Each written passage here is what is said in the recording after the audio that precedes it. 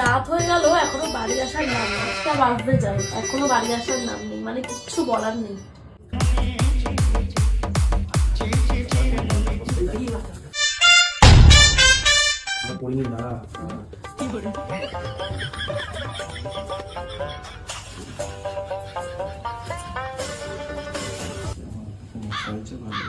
দাঁড়া, তোর দিদি মানে আমার বউ